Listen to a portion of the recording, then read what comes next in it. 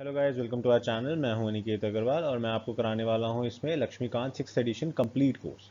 तो ये complete course रहेगा, एक एक लाइन इसमें आपके लक्ष्मीकांत की कवर हो जाएगी। हम हर एक लाइन को पढ़ेंगे, उसका मीनिंग समझेंगे, कहाँ से क्वेश्चन आया हुआ है पहले, कहाँ से क्वेश्चन आ सकता है, इन सभी चीज़ों को, एस्पेक्ट्स को समझने की कोशिश करेंगे।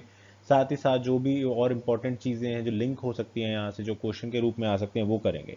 तो ये कोर्स जब आपका एंड होगा तो आपको लक्ष्मीकांत पे फुल कॉन्फिडेंस होगा। और पॉलिटी बहुत इंपॉर्टेंट है किसी भी कॉम्पिटेटिव एग्जाम के लिए।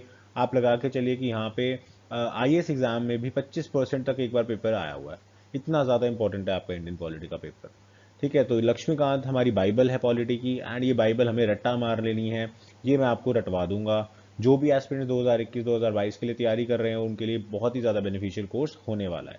All right. इससे संबंधित कोई भी डाउट हो आपको किसी भी तरीके का, आप जो है जुड़ सकते हैं, अनअकैडमी से जुड़ सकते हैं, मुझसे जुड़ सकते हैं, सोशल मीडिया पे जुड़ सकते हैं। जैसे भी चाहें आप जुड़ सकते हैं, नीचे कमेंट्स करके जुड़ सकते हैं, and we will help you out. So let's start with the course, and I hope आपको ये इनिशिएटिव अच्छा लगेगा। एंड प्लीज़ इस वीडियो को लाइक कर दीजिए। जितना आप थम्स अप देते हैं हमें, उतना ही हमें मोटिवेशन मिलता है आगे इस तरह के और ज़्यादा better and best content provide करने का। जब आप ANI 7 यूज़ करोगे अनअकैडमी पे, अनअकैडमी प्लस सब्सक्रिप्शन लेने के लिए, तो आपको अच्छा खासा 10% एक्स्ट्रा डिस्काउंट मिल जाएगा, एंड आपकी टोटल पेमेंट जो है वो भी रिड्यूस हो जाएगी। 24 मंथ्स का अगर आप प्लान लेते हैं तो आपको 67% तक डिस्काउंट मिल जाता है। एंड अगर आप चाहें तो ट्राई भी कर सकते हो आप 1 महीने के प्लान से। और अगर आपको अच्छा लगे तो you can continue for 6 months, 12 months और 24 months as you feel fit.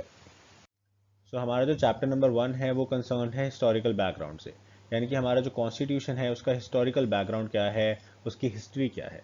तो अगर हम हिस्ट्री की बात करें तो हिस्ट्री जो है वो ब्रिटिशर्स से ही शुरू होती है। Britishers came to India in 1600, 1600 में आपकी ईस्ट इंडिया कंपनी बनी थी। और अंग्रेज शुरू में एज ट्रेडर्स आए थे, क्योंकि यहाँ का जो मुनाफा था वो बहुत ज़्यादा होता था यूरोप में। यहाँ से आप जो है यहाँ पे जो काली मिर्च होती थी, कपड़ा होता था, उसके बदले सोना देना पड़ता था। तो बेसिकली लॉस ऑफ बुलियन होता था यूरोप्स के लिए, यूरोपियंस के लिए। तो उनके लिए एक बहुत ही ज़्यादा अच्छी मार्केट थी इंडिया की, यहाँ से आप सामान सस्ते में खरीदें और अपना यूरोप में जाके बेचें जहाँ पे वो गुड्स हाई डिमांड में है, और उस बीच एक प्रॉफिट कमाएं। तो इसीलिए ईस्ट इंडिया कंपनी को जो है वो बनाया गया था। इसका जो एक्सक्लूसिव राइट था वो ट्रेडिंग इन इंडिया था, यानी कि ईस्ट इंडिया कंपनी ही इकलौती ऐसी कंपनी होगी जो इंडिया के साथ ट्रेड करेगी। और ये जो चार्टर था ये खुद क्वीन एलिजाबेथ ने जो है ग्रांट किया था। All right. So the British came to India in 1600 as traders in the form of East India Company, which had exclusive right over the trading in India under a charter granted by the Queen Elizabeth I. ठीक है। उसके बाद इन 1765, अब 1765 की बात कर रहे हैं। The company till now had purely trading functions, obtained the diwani rights. दीवानी का मतलब होता है आपके civil rights. That is the right to collect revenue and civil justice of Bengal, Bihar and Odisha. तो 1765 में क्या हो रहा है, यहाँ पे आपका जो battle of Plassey, battle of Buxar है, वो वाली चीज़ें हो रही हैं। एंड उस टाइम पे क्या हो रहा है कि कंपनी एक पॉलिटिकल एंटिटी बन के उभरने लग गई है। यानी कि अब ईस्ट इंडिया कंपनी मात्र ट्रेडिंग कंपनी नहीं रही, उसके पास कुछ पॉलिटिकल पावर्स आ गई हैं। एंड बहुत ही ज़्यादा समझदार है कंपनी। कंपनी ने क्या कहा है कि हमें सिर्फ और सिर्फ यहाँ पे दीवानी राइट्स चाहिए। तो राइट्स जो हैं वो दो प्रकार के होते हैं, दीवानी एंड निज़ामी। निज़ामी हो गया आपका आज की डेट में अगर हम कहें तो क्रिमिनल सिस्टम। दीवानी हो गया आपका सिविल सिस्टम। सिविल के अंदर आपका फैमिली, मैरिज, ट्रेड, रेवेन्यू, ये सारी की सारी चीज़ें आ जाती हैं। कॉन्ट्रैक्ट आ जाता है, मेनली कॉन्ट्रैक्ट, सामान बेचना खरीदना, वो सारी चीज़ें आ जाती हैं। निज़ामी के अंदर आता है सिर्फ क्रिमिनल सिस्टम, यानी कि किसी ने क्या गुनाह किया, उसको कितनी सज़ा देनी है, बस बात खत्म। तो बेसिकली आपका जो फैमिली मैटर्स, उसमें वैसी कंपनी ज़्यादा इंटरफेयर करना चाहती नहीं है। तो यहाँ पे उनके पास मेन चीज़ क्या है, रिवेन्यू एंड सिविल जस्टिस। और इसीलिए जो कंपनी है, तो बेसिकली जो आपका निज़ामी यानी कि क्रिमिनल सिस्टम है, जिसके अंदर सारी लाइबिलिटी है, लोगों को मैनेज करना, सज़ा देना, सोसाइटी को क्लीन रखना, वो सारा का सारा अभी भी कौन करेगा, जो निज़ाम है वो खुद ही करेगा। इसी पल से जो कंपनी थी उसने अपना करियर स्टार्ट कर लिया था as a territorial power in India. In 1858 the wake of the sepoy mutiny, जिसके बाद 1857 के अंदर क्रांति हुई थी, फर्स्ट वॉर ऑफ इंडिपेंडेंस, जिसको सिपॉय म्यूटिनी भी बोला जाता है।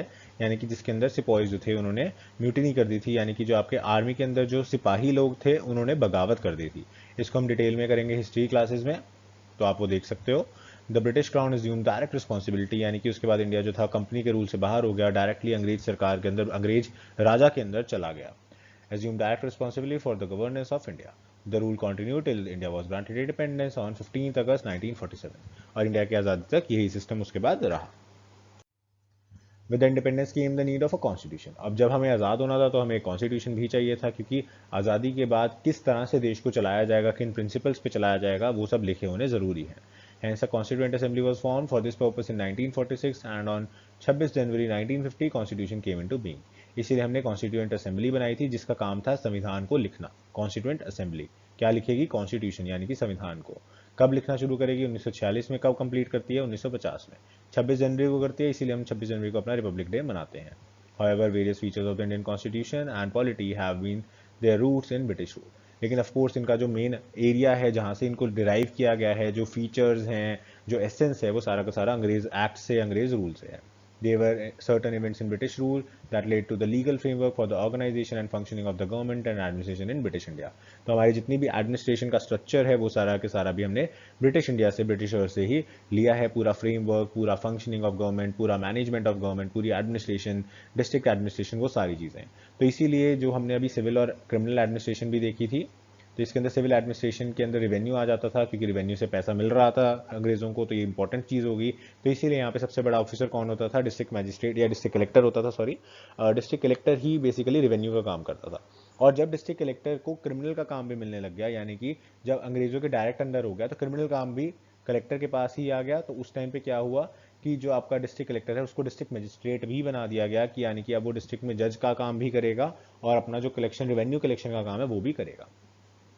सो these events have greatly influence our constitution and polity. तो ब्रिटिशर्स के टाइम के सारे इवेंट्स हैं, फंक्शंस हैं, एडमिनिस्ट्रेशन है और एक्ट्स हैं, उन्होंने हमारे कॉन्स्टिट्यूशन को बहुत ज़्यादा प्रभावित किया है, पॉलिटी को प्रभावित किया है। इसको हम क्रोनोलॉजी में समझेंगे दो मेजर हेडिंग्स के अंदर। एक तो आगे आपका कंपनी रूल जो चला 1773 से 1858 तक, उसके बाद 1858 यानी कि सिपाही म्यूटिनी के बाद से आज़ादी तक 1947 तक, जो कि डायरेक्टली ब्रिटिशर्स ने हमें गवर्न किया क्राउन से। अब फर्स्ट आ जाता है आपका रेगुलेटिंग एक्ट ऑफ 1773। 1773 के अंदर आपका सबसे पहला एक्ट आया था जो है regulating act of 1773। This act was of great constitutional importance as number one, it was the first step taken by the British government to control and regulate the affairs of East India Company. तो सबसे बड़ी बात है कि ये important act क्यों था? क्योंकि ये पहला ऐसा स्टेप था जिससे कि कंपनी क्या कर रही है इंडिया में उसको रेगुलेट करने की कोशिश की गई थी। It recognise for the first time the political and administrative functions of the company. इन्होंने पहली बार इसको डॉक्यूमेंट में यानी कि ब्लैक एंड व्हाइट में लेने की कोशिश की कि कंपनी पॉलिटिकली क्या काम कर रही है, यानी कि राजाओं से किस तरह से डील कर रही है, और एडमिनिस्ट्रेशन से क्या काम कर रही है, यानी कि अपने आप से ऑर्गेनाइजेशन में मैनेजमेंट का क्या कैसे काम कर रही है। तो इन दोनों चीज़ों को उन्होंने डॉक्यूमेंट करने की कोशिश की। It laid down the foundation of central administration in India. और इसके साथ ही एक सेंट्रल एडमिनिस्ट्रेशन भी इंडिया में आने लगी। सेंट्रल एडमिनिस्ट्रेशन क्योंकि एक ही हेडिंग है जिसके अंदर सारी की सारी चीज़ें जो है गवर्न हो रही हैं। अब फीचर्स ऑफ द एक्ट की अगर मैं बात करूं तो it designated the governor of Bengal as governor general of Bengal. तो बंगाल के जो गवर्नर थे उनका नाम अब से हो गया गवर्नर जनरल ऑफ बंगाल, यानी कि वो एक सुपीरियर पोजीशन पे आ गए। और उनको असिस्ट करने के लिए एक एग्जीक्यूटिव काउंसिल बनाई गई जिसके अंदर 4 मेंबर्स होते थे। First such governor general was Warren Hastings. ये इंपॉर्टेंट है, याद रखिए, आपको एग्जाम में पूछा जा सकता है। पहले गवर्नर जनरल कौन थे? वो थे वॉरेन हेस्टिंग। नंबर सेकंड आ जाता है, it made the governors of Bombay and Madras presidency subordinate to the governor general of Bengal. Of course इन गवर्नर के आगे जनरल लग गया तो बाकी दोनों गवर्नर इनसे जूनियर हो गए, सबऑर्डिनेट हो गए। अर्लियर वो ऐसे के नहीं थे, तीनों प्रेसिडेंसी जो थी वो इंडिपेंडेंट मानी जाती थी, तो कहीं ना कहीं तीनों का जो स्टेटस था वो बराबर था। लेकिन अब बॉम्बे और मद्रास का स्टेटस डाउन हो गया as compare to Bengal. Number third, it provided for the establishment of supreme court at Calcutta. तो आपका जो first supreme court of judicature था, फर्स्ट सुप्रीम कोर्ट जो कि जस्टिस प्रोवाइड करता था, वो कैलकाटा में बना था 1774 में। मॉडर्न डे जो सुप्रीम कोर्ट है वो 1935 के एक्ट के हिसाब से बना हुआ है जो कि दिल्ली में है। तो इसीलिए सुप्रीम कोर्ट ऑफ, अगर आपको क्वेश्चन आता है कि पहली बार कब बना था, तो it is was established in Calcutta in 1774। इसके अंदर एक चीफ जस्टिस होते थे और 3 अदर जजेस यानी कि 3 अन्य जजेस बैठा करते थे। Fourth point, it prohibited the servants of the company from engaging in any private trade or accepting present or bribe from the natives।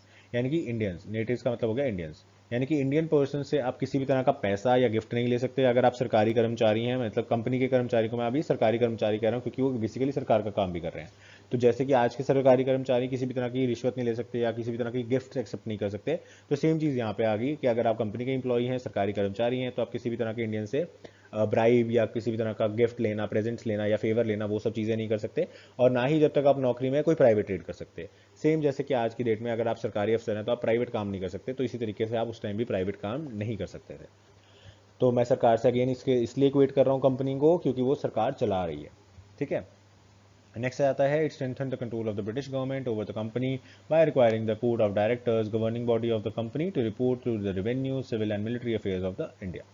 यानी कि उसके बाद जो आपकी ब्रिटिश गवर्नमेंट थी वो धीरे धीरे यहाँ पे अब क्राउन डायरेक्टली पिक्चर में नहीं आ रहा, लेकिन जो ब्रिटिश पार्लियामेंट है वो इनडायरेक्टली पिक्चर में आ रहा है, क्योंकि वो कह रहा है कंपनी को कि जो आपका कोर्ट ऑफ डायरेक्टर्स, जैसे आज भी एजीएम्स होती हैं, एनुअल जनरल मीटिंग्स होती हैं, तो उस टाइम कोर्ट ऑफ डायरेक्टर्स होता था जो कि कंपनी के अफेयर्स को गवर्न करता था कि भाई डायरेक्टर्स क्या क्या कह रहे हैं, किस तरह से काम होना चाहिए, कितना प्रॉफिट आएगा, सो ऑन। तो उनको रिपोर्ट करना पड़ेगा, चाहे रेवेन्यू का मैटर हो, चाहे सिविल मैटर हो या कंपनी का मैटर हो, उसकी पूरी बैलेंस शीट जो है उनको रिपोर्ट करनी पड़ेगी ब्रिटिश गवर्नमेंट को, यानी कि ब्रिटिश पार्लियामेंट को। तो ब्रिटिश पार्लियामेंट ने एक इनडायरेक्ट कंट्रोल आपके ऊपर शुरू कर दिया था, कंपनी के ऊपर शुरू कर दिया था। कब से? रेगुलेटिंग एक्ट ऑफ 1773 से। So with this we have completed the topic. Short topic था, आई होप आपको वीडियो अच्छी लगी होगी, इन्फॉर्मेटिव लगी होगी। तो साथ ही मैं चाहूंगा कि आप लोग डेली करंट अफेयर्स का टेस्ट दिया कीजिए। तो ये फ्री टेस्ट सीरीज है, डेली 7:30 PM पे होती है एंड 20 क्वेश्चन इसमें कराए जाते हैं और 20 मिनट के लिए कराए जाते हैं। 40 मार्क्स के टेस्ट होता है और इससे आपको साथ के साथ टेस्ट एनालिसिस भी मिल जाता है, जिससे कि आपको पता चलता है कि हाँ जो आपने आज करंट अफेयर्स करे उसमें से आपको कितना कुछ आता था, कितना कुछ नहीं आता था, कितना कुछ आपको रिवाइज करने की जरूरत है। So it is a very great exercise जिसको आपको डेली करना चाहिए। सो आई होप आप लोग अपने स्कोर जो है वो सबमिट करेंगे कमेंट बॉक्स में। तो गाइस अनअकैडमी प्लस है आपका one stop solution for complete UPSC CSC preparation. इसमें आपको स्ट्रक्चर्ड बैचेस मिलेंगे विद टॉप एजुकेटर्स, इनको आप स्विच कर सकते हो। अगर आपको एक एजुकेटर पसंद ना आए तो आप दूसरे एजुकेटर के क्लासेस देख सकते हैं। आपको हिंदी, इंग्लिश और बायलिंगुअल तीनों तरह के यहाँ पे लेक्चर्स मिल जाते हैं। तो अगर आप हिंदी मीडियम ओनली से हैं तब भी आपका कंप्लीट सोल्यूशन है, इंग्लिश मीडियम ओनली है तब भी कंप्लीट सोल्यूशन है। एंड अगर आप बायलिंगुअल लैंग्वेज समझते हैं, यानी कि आप हिंदी में समझना चाहते हैं और इंग्लिश में आपका अटैम्प्ट होता है, इंग्लिश मीडियम के आप स्टूडेंट हैं, तो बायलिंगुअल बैचेस भी हमारे पास अवेलेबल हैं। लेट नाइट बैचेस रहते हैं और 2 साल के बैचेस रहते हैं जो लोग अभी कॉलेज में हैं और अभी से प्रिपरेशन शुरू करना चाहते हैं। So let night batches again आपके लिए काफ़ी यूजफुल हो जाते हैं, क्योंकि उस टाइम कोई भी डिस्ट्रैक्शन नहीं होता, तो आप उस टाइम पे आराम से पढ़ सकते हो। 100% सिलेबस आपका कवर करवाया जाएगा, तो कोई भी ऐसा टॉपिक नहीं होगा जो आपका छुड़वाया जाएगा। 100% कंप्लीट कवरेज होगी, अनलाइक अदर ट्यूशंस। इसके अलावा आपको वास्ट रेंज ऑफ ऑप्शनल्स मिल जाती है। तो आपको पता है 23 के करीब ऑप्शनल सब्जेक्ट्स हैं यूपीएससी सीएससी में, हमारे पास मैक्सिमम तरह के ऑप्शनल सब्जेक्ट्स आपको यहाँ पे मिल जाएंगे। प्रीलिम्स की टेस्ट सीरीज होती है, इसके अंदर भी आपको सेल्फ इवैल्यूएशन के लिए आंसर्स दिए जाते हैं, रीजंस दिए जाते हैं। मेंस की टेस्ट सीरीज की भी हम पूरी इवैल्यूएशन करते हैं, तो आपके आंसर्स अच्छे से चेक किए जाते हैं। डेडिकेटेड डाउट क्लियरिंग सेशंस होते हैं, तो अगर आपको क्लास के बाद कोई भी डाउट रह जाए तो आप अपने एजुकेटर से, अपने टीचर से उस डाउट के बारे में पूछ सकते हैं, समझ सकते हैं एंड आपके जो भी डाउट्स हैं वो क्लियर करवा दिए जाते हैं। इसके अलावा डेली करंट अफेयर्स की प्रैक्टिस कराई जाती है, और मैंने आपको कहा भी था कि 20 क्वेश्चन हमारे डेली टेस्ट होता है करंट अफेयर्स का, तो वहाँ पे आपको वो सॉल्व करने होते हैं। So this is again a very important for your practice. इसके अलावा एस्सेज के लिए और आंसर राइटिंग प्रैक्टिस के लिए भी हमारे डेडिकेटेड लेक्चर्स होते हैं। तो आपको पता है कि एस्से बहुत ज़्यादा स्कोरिंग होता है। अगर आपने किसी भी टॉपर टॉक देखी हो तो उसमें हमेशा कहा जाता है कि एस्सेज बहुत ज़्यादा इंपॉर्टेंट है और एस्सेज को आपको स्किप नहीं करना। तो एस्सेज बहुत ज़्यादा स्कोरिंग होता है, इसीलिए एस्सेज के ऊपर भी हम खास ध्यान देते हैं एंड यहाँ पे आपके मेंस के अंदर कट ऑफ क्लियर करने में आपको काफ़ी हेल्प करता है। प्लस आंसर राइटिंग प्रैक्टिस होती है, क्योंकि आप सोचो प्रीलिम्स हो जाए उसके बाद मैं 1-2 महीने में आंसर राइटिंग प्रैक्टिस कर लूँगा, तो वो पॉसिबल नहीं होता, इसलिए डेली आंसर राइटिंग प्रैक्टिस करनी होती है। तो इसीलिए मैं आपको कहता भी हूँ जो भी हम करंट अफेयर कर रहे हैं आप उसका 150 से 200 शब्दों में खुद से एक समरी लिख के नीचे कमेंट बॉक्स में डालिए। इसके अलावा आपकी परफॉर्मेंस एनालिसिस होता है, जिसके अंदर आपको बताया जाएगा कि आपकी परफॉर्मेंस किस हिसाब से चल रही है और आपका कौन सा वीक पॉइंट है जहाँ पे आपको जो है फंक्शन करने की ज़रूरत है, ध्यान देने की ज़रूरत है। सेक्शनल क्विजेज होती हैं, पर्टिकुलर सेक्शन की क्विज होगी, उस क्विज के अंदर आपको देखा जाएगा कि आपकी वैल्यूएशन कितनी आ रही है। सपोज करो पॉलिटी के अंदर सुप्रीम कोर्ट के अंदर भी सुप्रीम कोर्ट की पावर्स या जुरिस्डिक्शन, तो इस तरीके से आपकी जो क्विजेज हैं वो डिज़ाइन की जाती हैं। एंड लास्टली इंटरव्यू प्रिपरेशन भी इसके अंदर इंक्लूडेड है, तो इंटरव्यू प्रिपरेशन के लिए आपको कोई भी अलग से खर्चा नहीं करना पड़ता। इंटरव्यू प्रिपरेशन भी आपके अनअकैडमी के प्लस सब्सक्रिप्शन के अंदर इंक्लूडेड है, तो आपकी पूरी इंटरव्यू प्रिपरेशन हम आपको करवा के देते हैं।